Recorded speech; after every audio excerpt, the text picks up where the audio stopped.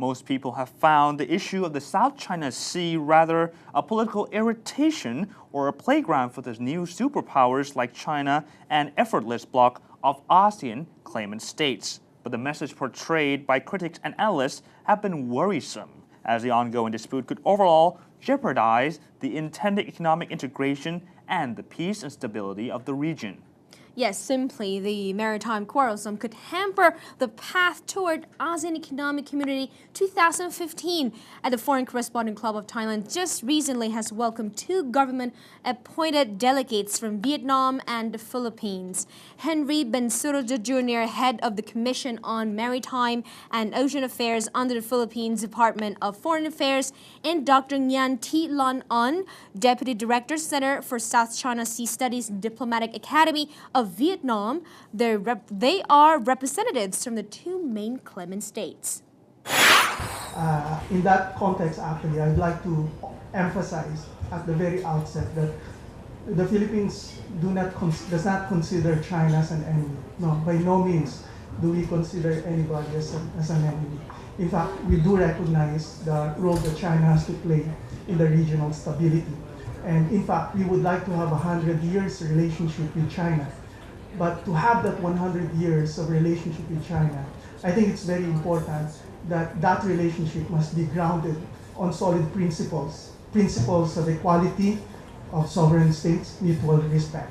And what we're saying is we can shake hands and would like to shake hands with China. But it's very difficult to shake hands when your foot is on my foot. Maybe to make that handshake very genuine, you have to take your foot out of my foot, and that makes that relationship stable and very genuine and authentic. The tension in the South China Sea is caused by something else, actually, and it's very important to understand what is that cause. And the articulation actually is just an effect. We are articulating because the tension is right very much in our doorstep. And we are reacting to attention that is brought upon our doorstep. And what exactly is that the cause for that tension to happen? Let me explain that, therefore, by going through the situation in the West Philippines. The quest for cooperation. While pending for the dispute settlement, the parties still have the obligation to cooperate in the South China Sea. We all know, as Patrick said, that the South China Sea is a sea land, busiest sea land in the world. We have the most diversified bio-marine environment in the world. Therefore, we have all the obligation to protect that advantages in our sea.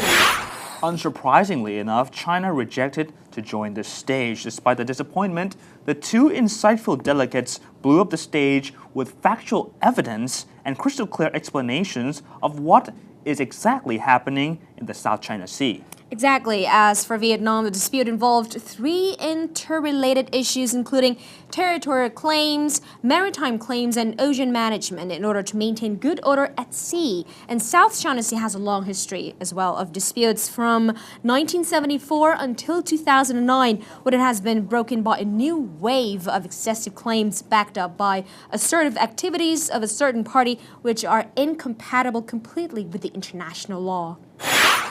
By this year, beginning April, they were in Scarborough Shoal, actually. This was triggered by a fishing incident. Over a period of time, long period of time, we've been enforcing our laws there, actually. And quite interestingly, beginning this year in April, when we tried to do what we have been doing in that area, suddenly our law enforcement was being prevented by government vessels from the mainland in a matter of 2 hours. So they were there, actually, because it takes more than 9 hours from the mainland to go there, actually. But in a span of 2 hours, they were there, blocking, already putting themselves in between the fishing vessels that were engaged in illegal harvesting of endangered species, what you see there. actually, in a matter of less than 2 hours. That's quite interesting, actually. That suggests to you that they have been there, prowling, actually. All happen like seizing fishing boat and claiming some kind of bird. And the thing that I'd like to send a message, if you look at the scope, first it happened at the Paracel Island, then it come down, we see here the confrontation between China and Indonesia Libya down here. Then we also have a series of another activity in 2010 that I marked with yellow band. Then we have the blue band that actually the activity happened in the west of the South China Sea, and you can see the scope of expansion. Here you can see all the activity towards the Philippines, and also very famous event is the cutting cable between China forces and the seismic vessel surveys of Vietnam. And we can see that the scope of activity has been expanded to all areas around the South China Sea. What does it mean? There are some latent activities, and from this activity you can see that discovery or the latest is establishment of sensor city or notification of oil blocks, or the and OOC notification on the Nile block. You can see all that is happening in the far east edge of the South China Sea, actually in an area covered by the 9-line area. And it means that it doesn't matter with the Philippines or Vietnam, because we didn't do anything that for the confrontation in the South China Sea.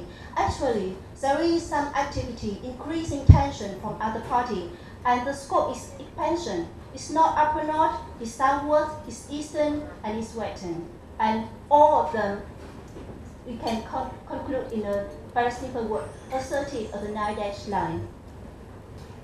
China has been imposing a fishing ban. If you divide the West Philippines or South China Sea into 4 quadrants, we've seen fishing ban being imposed by China on the first quadrant, affecting China actively for 1997 to 2011, actually. But this year, that moved to the second quadrant on the eastern side. And that affected the 2 quadrants now of the South China Sea, affecting the Philippines. And if you notice, that is the 9-line also.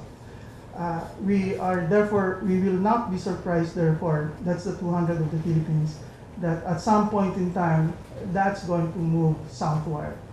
And eventually, we project that it may affect even the archipelagical waters of the Philippines, because the Philippines sort of provides as a gateway between the South China Sea and the Pacific Ocean, in a sense. Let me therefore explain.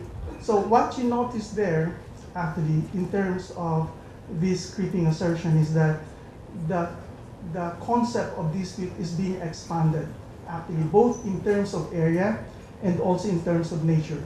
Nature, because whereas before the reefs are the only issues, and islands, if there are, but this has also moved even on the continental shelf, actually, and sea. There's a difference between the two. A continental shelf is always submerged. This is the seabed, which leads one to answer, is it really very possible for a country to actually claim historical title over a seabed in the Song Dynasty? One wonders, is there a submarine in the 11th century that allows a particular entity to actually occupy that piece of property below the sea? That's quite mind-boggling. The other point is that in terms of legal concept, the concept of continental shelf, actually, as a maritime zone, is very contemporary. It's not old. It only started, actually, when President Truman made the declaration about the exclusive economic zone in the 1940s, actually. So as a legal concept, it was not subject to appropriation before that, actually. In fact, the 200 nautical miles concept was not even in the Geneva Convention in the 1950s, but rather this was actually made possible with the recent United Nations Convention on the Law of the Sea that was actually concluded in 1982.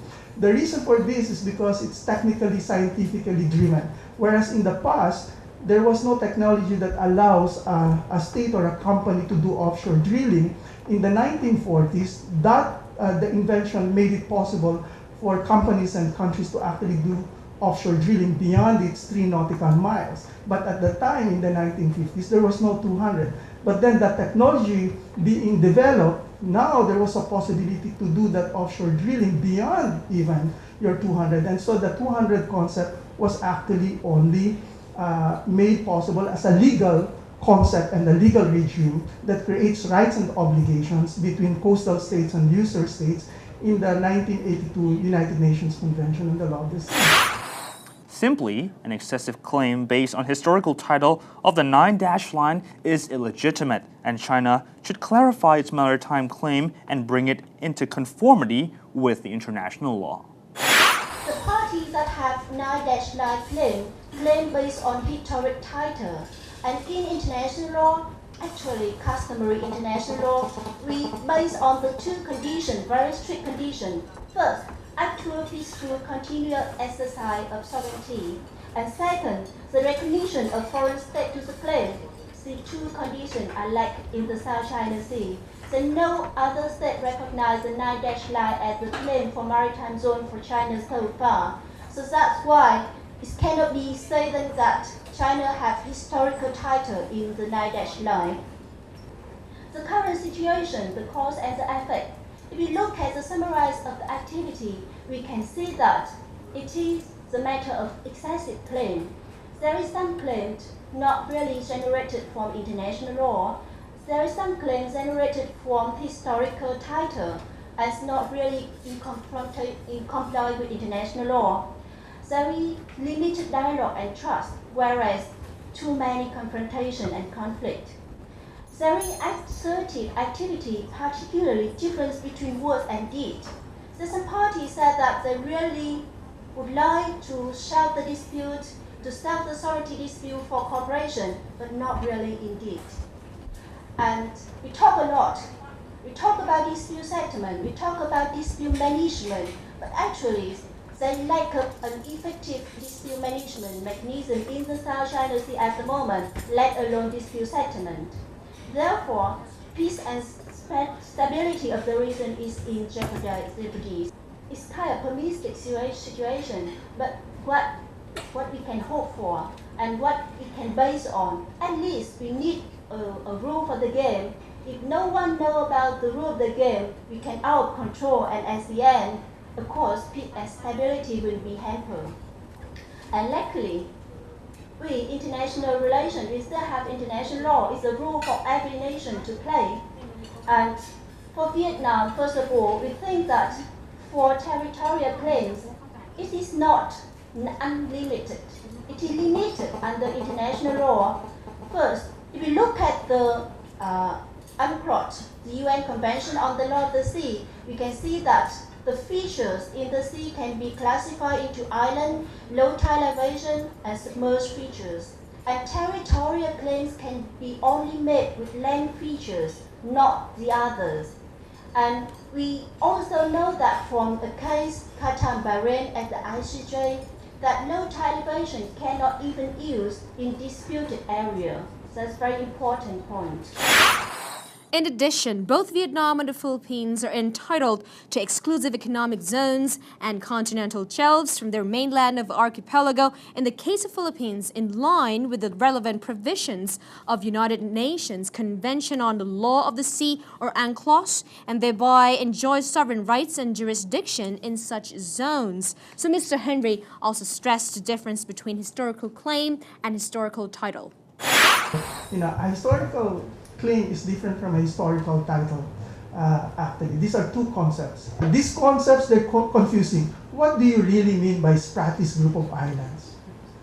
Because boundaries are political concepts. It's not as if God said, this is Spratlys, this is China, they are part of a historical evolution, actually. And that's why we call them political geography, because those boundaries are created by man, actually, in terms of its historical experience. And so what the term means is not something that it's there automatic.